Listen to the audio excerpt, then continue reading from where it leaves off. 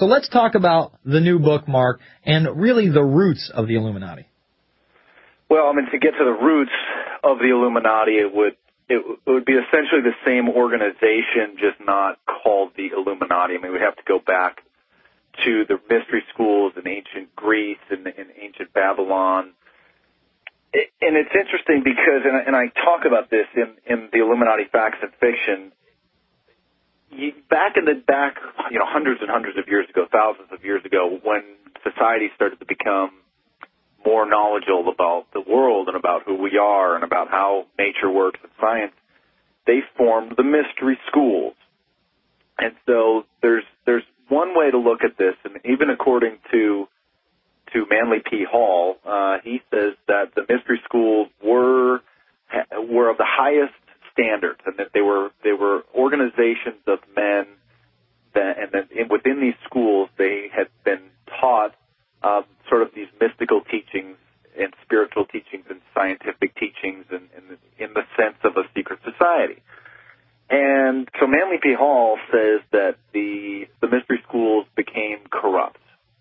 And so there's a debate as to, well, maybe the mystery schools were not just this cabal of evil men, but they started off as a group of people that wanted to learn more about the nature of science and the nature of reality, essentially. And so it's understandable that this knowledge got them to be egotistical and ultimately selfish and greedy and powerful, and power corrupts, and power tends to corrupt, and absolute power corrupts absolutely. So even if some of these ancient mystical teachings about the world and about philosophical beliefs and scientific beliefs and metaphysical beliefs were benign, were not, in a sense, evil, what has happened within these organizations, the mystery schools, became corrupt from men that obviously took that knowledge of everything important, and instead of freely giving it to everybody, they decided to create this hierarchical structure and then keep the knowledge for themselves, use it for their advantage at the expense of others, and then also dispense false information to the masses.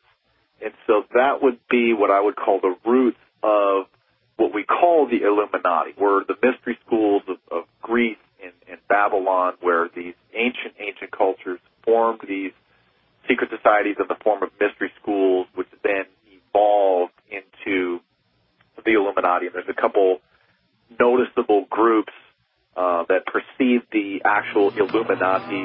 Adam Weishaupt's organization, founded in Germany in 1776. So really this is an incremental organization that used compartmentalization within themselves and then disinformation to the masses to keep control. And we're going to talk about that on the other side. I also want to talk about this book that you've republished, Proofs of Conspiracy and Its Origins, and its author, John Robinson. We're talking to Mark Dice. This is the Info Warrior. Go check out prisonplanet.tv, Infowars.com, and, of course, my new YouTube channel. In this segment, Mark, I want to talk about Proofs of a Conspiracy and the new book, Illuminati Facts and Fiction, and really just discuss the 1776 branding of the Illuminati with Weishaupt. I guess they're coming out party with that name. Yes. Now, let me just finish up with the Knights Templar sort of were a 13th century, 12th century group of what grew into the Illuminati and what grew into Freemasonry.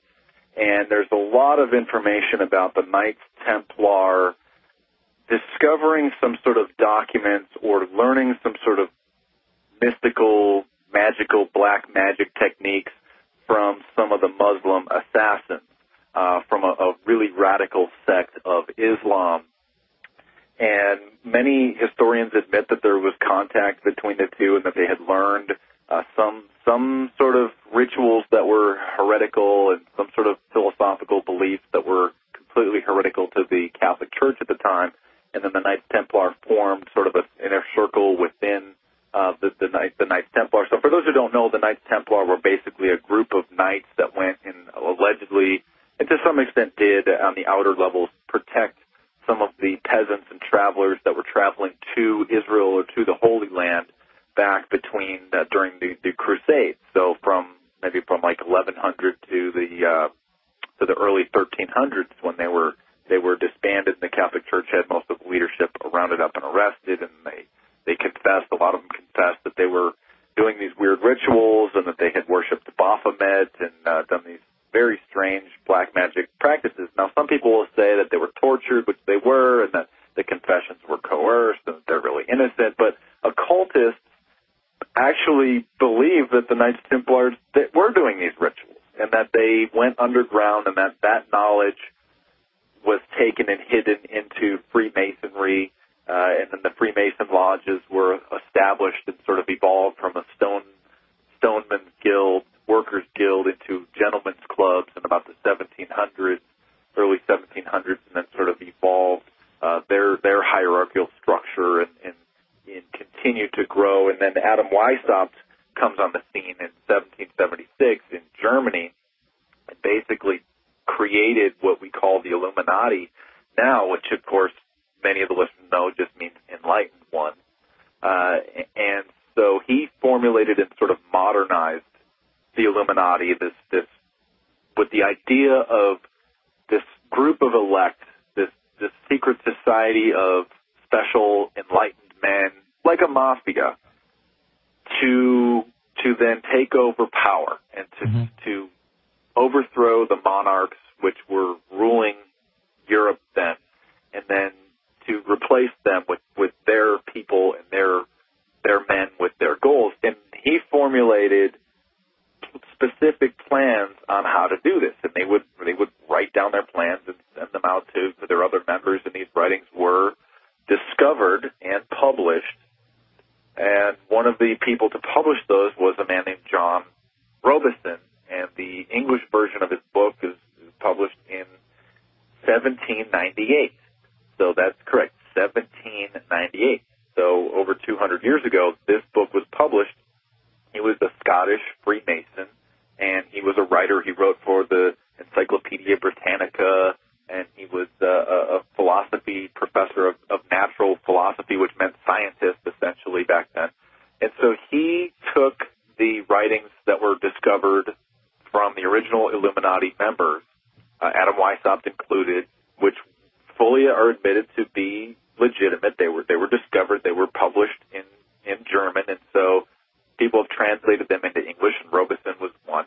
And so he published some of these writings, actually probably almost all of them. And so Robison's book was basically, it would float in and out of print, and I took the liberty of republishing it. So you can now get the book from Infowars.com or from MarkDice.com, Proofs of a Conspiracy. It actually has a very, very lengthy title, Proofs of a Conspiracy Against All the Religions and Governments of Europe Carried On in Secret Meetings of Freemasons, Illuminati, and Reading Societies, but it's been kind of shortened. People call it Proofs of a Conspiracy. And so I think it's extremely important to go back to really the original English, unless you know German, to get the original translations from the German writings of Adam Weishaupt. And so I thought it was very important. And in the Resistance Manifesto, and to some extent in the Illuminati Facts and Fiction, I also sourced Robison and Abbie Burrell, who was another individual that wrote about the Illuminati and published English versions of their works, again, back in the late 1700s. So I think that these are crucial. And if you know, I've talked about this before, and I like to go back to the fundamentals, but if you really look at Adam Weishaupt's own words, it becomes apparent that they wanted to take over the printing houses, that they wanted to use, this is back then, they wanted to use feminism to break down society. You can find an interesting connection between the initiation ritual to the Illuminati and the initiation into the Skull and Bones Society. Adam Weishaupt wanted to create a new religion, to replace all the governments, to infiltrate Freemasonry, to use the schools for indoctrination, and it's fascinating to see how their plans are coming to fruition. So now the founders of the Skull and Bones Society, one of them, William Taft, was over in Germany his senior year when he was a student at Yale. And so he came back and then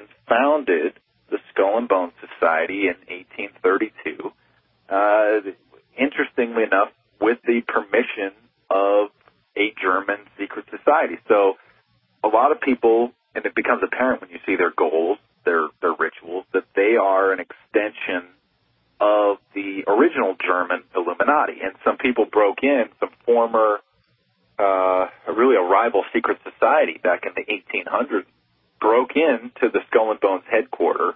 They literally filed away some of the bars and broke into the windows and went in and looked around, and then they wrote an article about what it was that they had found.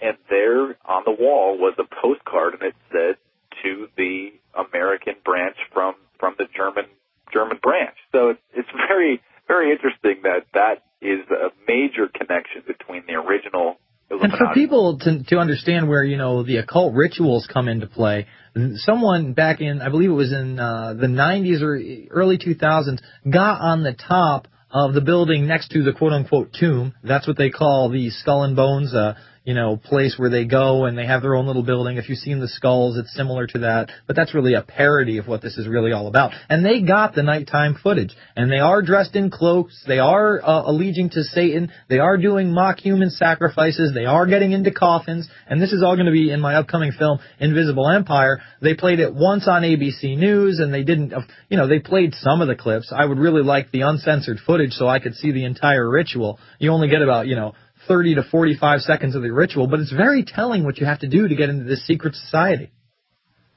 Well, I want to make a correction. It was William Russell, actually. William Russell was one of the founders. He went to Germany, and Alfonso Tapsi was another one of the members. Gotcha. But yeah, it's fascinating that the media will just play it off like it's a fraternity and it's no big deal, but then they'll never talk about the Bohemian Grove and the fact that they're still doing these bizarre rituals when they're grown men. And we've talked about what it is, what their mindset is, what their... Really, listen, man, the last time the Bohemian Grove was tackled by anything in the mainstream media ever, and I'm talking about, big 4 channels, really big 3 channels back in the day, 1982. Yeah. 1982. Why is that? Why has it now been 25 plus years since there has been any kind of an expose on the Bohemian Grove? What's interesting, too, about the Bilderberg Group, and since they just met a couple weeks ago, it's, people wonder if you're new to this. I know you have a kind of a younger audience, and more people are getting this every day. If there wasn't a conspiracy, and I don't like to use that word, but if there wasn't a planned agenda to omit any mention of the Bilderberg Group from the media, then how is it that year after year after year, it's never mentioned ever in any, especially American papers? Some of the European papers now and European publications have gotten some of the information out. And I understand if the reporters aren't going to be invited, but isn't it interesting that the media that is supposed to be this watchdog of the elite and of politicians and sort of our eyes and ears, isn't it interesting that year after year they never, ever even mention the fact that the Bilderberg Group is meeting or even speculate what it is that's going on or mention who it is that's there? And then just ask yourself, if you're new to this, that question, if there isn't a planned agenda to omit this, if there isn't this network of gatekeepers placed at key positions in the media, then how is it that they were able to do that? Because at the very least, it's an interesting story. Somebody would cover it. Wow, that's an interesting story. Let's send a reporter there and find out what it is that's going on. It's a very, very telling that the silence is deafening. Mark, in closing, what do you think the most important thing is to come away with from your material? If someone reads the Resistance Manifesto, they check out the Illuminati Facts and Fiction, they even get, the republished Proofs of a Conspiracy. What do they need to take away from this in a couple-minute segment? They need to know that by knowing that we have a machine that has been built and designed to destroy you, and by knowing how that machine works and who is operating that machine and how it's designed to financially destroy you, to spiritually destroy you, to socially, to emotionally, to ruin your health, by seeing what it is that we are fighting, you can more easily maneuver yourself, your friends, and your family around it and avoid most of the damages that the other zombies are going to be destroyed by. And I get emails all the time, and that's a fantastic question. What can we do? How can we fight this? Can we win? You will win by minimizing and maybe in some cases eliminating a large portion of the effects of the New World Order on your own life by not being just a total zombie and a slave and a pop culture puppet, by not being a complete immoral scumbag. You know, you can avoid yourself getting into situations that you wouldn't want to. And by, Jesus said it, you know the truth, and the truth will set you free. And that's the main issue. What I want people to walk away from is to understand their enemy and to know how to recognize them, how to learn about the systems that are designed to trap you and ensnare you. And by knowing about it and how it works and who's operating and how the information is getting to you and manipulating society, you can then avoid the pitfalls and you can avoid going with the flow, and you can make your life and your family's life infinitely more enjoyable and pleasurable and safe.